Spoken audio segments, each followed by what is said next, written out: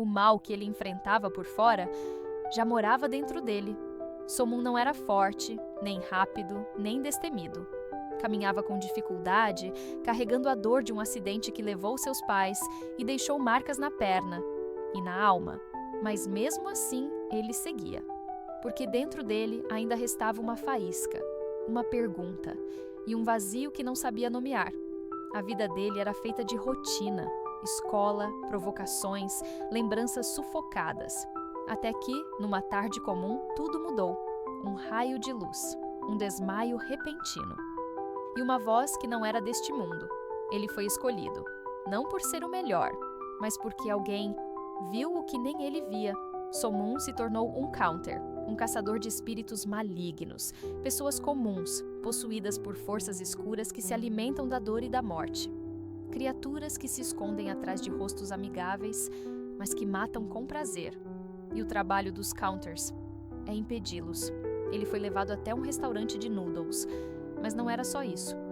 Era a base secreta de um trio incomum. Gamotak, o ex-policial sem memória, com força sobre-humana.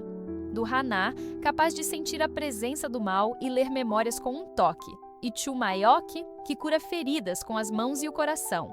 Todos guiados por espíritos do Jung, o limiar entre o mundo dos vivos e dos mortos. No começo, Moon não entendia. Rejeitou. Caiu, sangrou, mas a dor não era novidade. E por isso, não desistiu. Treinou, chorou em silêncio. Sentiu raiva. E aos poucos, aprendeu que ser forte não era não sentir. Era continuar, mesmo quando tudo dentro dizia para parar. A cada missão, ele mergulhava mais fundo. Viu o que o mal faz com as pessoas, famílias destruídas, inocentes mortos, espíritos desesperados por justiça, e no meio disso tudo, uma descoberta. Os pais dele não morreram por acaso. Foram assassinados por um Agui poderoso, escondido dentro de um homem chamado Chun-Sin. Moon então entendeu. O inimigo não estava só nas ruas. Estava no governo, na polícia, no sistema e, às vezes, dentro de si. Porque cada vez que lutava, a raiva crescia e o limite entre justiça e vingança ficava mais tênue. Se você já quis fazer o bem, mesmo carregando um ódio que te consome, você entende o que ele sentia. Mesmo assim, ele não parou. O time virou família. Motak virou o irmão mais velho. Mayokei, uma segunda mãe. Hana, uma aliada leal que escondia dor nos olhos e força nas mãos. Juntos, eles enfrentaram monstros reais, mas também seus próprios demônios, e quanto mais lutavam, mais Moon sentia que o buraco dentro dele não era só perda, era responsabilidade. Ele não podia mais voltar a ser só um estudante, porque agora ele era um guerreiro entre mundos. Com o tempo, os inimigos ficaram mais difíceis de identificar.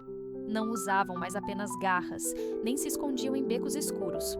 Agora, o mal se vestia de terno, sorria em reuniões, assinava leis. E por trás desses rostos estavam os Akigui mais cruéis. Espíritos que não apenas matavam, mas manipulavam, corrompiam, destruíam por dentro. Foi aí que surgiu Maju Seok, um bombeiro, herói local, marido amoroso, um homem bom. Até que sua esposa foi assassinada diante das câmeras, numa emboscada cruel. A dor o quebrou, e no momento de maior fragilidade, ele foi possuído por Pilguang, um Agui de nível 3, inteligente, sádico, sedutor. O tipo de mal que sussurra antes de gritar.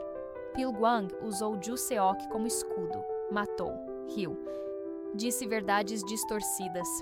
E enquanto todos tentavam pará-lo, So-Moon hesitou, porque ele via em Ju Seok um reflexo, um homem tentando se agarrar à bondade enquanto tudo ao redor desmoronava. Moon começou a perder o equilíbrio. Seus poderes cresciam, mas junto vinha um peso. O Jung o chamava com mais frequência.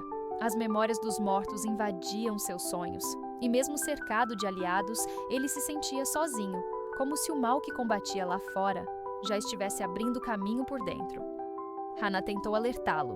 Motak o enfrentou. Mayokei rezava em silêncio, mas Moon insistia. Dizia que estava bem, que só precisava vencer. Mas a verdade é que ele estava se perdendo, Se você já tentou salvar alguém enquanto sentia que estava afundando também. Você entende?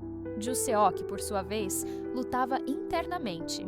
Em flashes, chorava, gritava, tentava resistir. Mas o veneno de Pilgwang era profundo. Alimentava-se de mágoas antigas, de injustiças reais, e usava tudo isso para se fortalecer. A batalha entre eles não foi só física, foi emocional, porque Moon não queria matar, queria salvar. Mas salvar alguém que já não se reconhece pode ser mais difícil do que enfrentar qualquer demônio. E no auge da guerra, quando tudo parecia perdido, Moon fez algo impensável. Se conectou com a essência de Ju-seok. Usou o poder do Jung não para atacar, mas para lembrar. Lembrar quem ele era, o que amava, o que prometeu. E foi nessa lembrança que a lágrima caiu. Não de dor, mas de memória. E Pilgwang foi expulso, mas o estrago já estava feito. Depois da queda de Pilgwang, o mundo parecia mais quieto, mas dentro de Somun, a guerra continuava. Ele tinha vencido o inimigo, tinha salvado Ju-seok, mas ao olhar no espelho, ainda havia algo sombrio. Porque não era só o mal que vinha de fora que ameaçava, era o que crescia por dentro. A raiva, a culpa, o medo de perder o controle. Ele começou a treinar mais, dormir menos, sorrir de forma automática. Maeyok notava. Motak dizia que já tinha visto isso antes. Hana só observava. Sabia que a dor mais perigosa é aquela que a gente esconde. Mas Moon insistia. Dizia que estava bem, que precisava continuar. Afinal, ainda havia outros Akui soltos. Outras pessoas em perigo, outros mundos para proteger. E talvez proteger os outros fosse mais fácil do que cuidar de si mesmo. Até que o Jung o chamou de novo. Dessa vez, não foi missão, foi aviso. O mal nunca desaparece, só muda de forma. E às vezes, se esconde onde a luz não alcança. Moon foi levado até uma memória antiga, de quando ainda era só um garoto, de quando viu os pais pela última vez. Lá ele ouviu uma voz. Se você não cuidar da sua dor, ela vai te possuir como qualquer espírito. Ele acordou suando. Pela primeira vez, com medo de si mesmo. Na manhã seguinte, ele sentou com Maeyok, tomou chá sem falar nada.